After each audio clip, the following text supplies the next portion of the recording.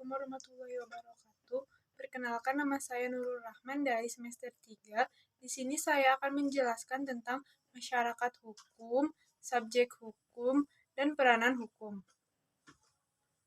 Masyarakat adalah sekumpulan orang yang terdiri dari berbagai kalangan yang tinggal di dalam satu wilayah dan memiliki hukum adat, norma-norma, serta berbagai peraturan untuk ditaati. Sedangkan hukum adalah peraturan atau adat yang secara resmi dianggap mengikat yang dikukuhkan oleh penguasa atau pemerintah.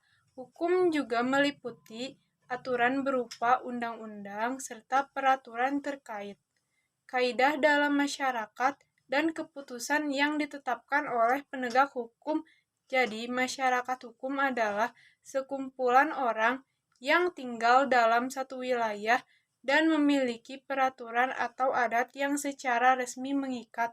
Yang kedua, subjek hukum. Subjek hukum adalah pemegang hak dan kewajiban menurut hukum.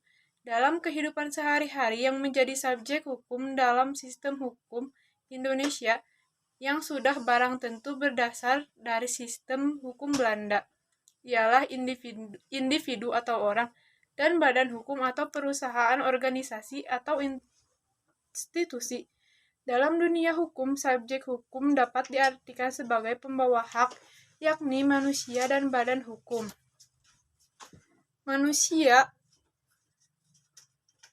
Menurut hukum, tiap-tiap seorang manusia sudah menjadi subjek hukum secara kodrati atau secara alami.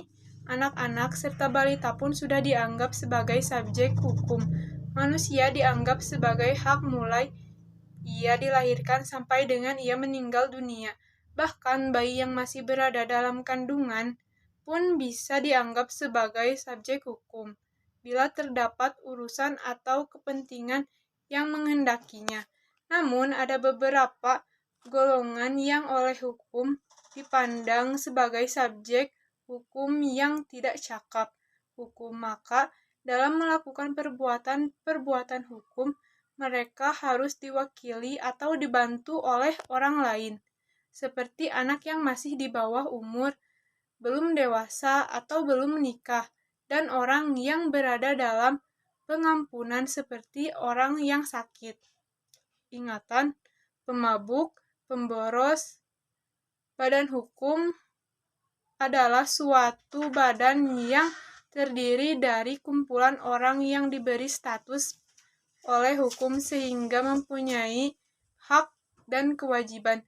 Badan hukum dapat menjalankan perbuatan hukum sebagai pembawa hak manusia seperti melakukan perjanjian, mempunyai kekayaan yang terlepas dari para anggotanya, dan sebagainya. Perbedaan badan hukum dengan manusia sebagai pembawa hak adalah badan hukum tidak dapat melakukan perkawinan, tidak dapat diberi hukuman penjara, tetapi badan hukum dimungkinkan dapat dibubarkan. Yang ketiga, peranan hukum. Sebagai sarana pengendali sosial, sebuah sistem yang menerapkan aturan-aturan mengenai perilaku yang benar sebagai sarana untuk mengadakan perubahan pada masyarakat, sebagai alat ketertiban dan keteraturan masyarakat, sebagai sarana dalam mewujudkan keadilan sosial, sebagai sarana dalam pergerakan pembangunan, sebagai fungsi kritis melakukan pengawasan baik pada aparatur pengawas, aparatur pelaksana, dan aparatur penegak hukum. Selain itu, peran hukum juga sebagai alat untuk mengikat anggota dalam masyarakat sehingga kelompok jadi semakin erat eksistensinya. Sebagai alat untuk memberikan masyarakat dari kasus yang mengganggu masyarakat dengan cara memberikan sanksi baik pidana, perdata, administrasi, dan sanksi masyarakat, sebagai alat untuk melakukan alokasi kewenangan dan putusan terhadap badan pemerintahan.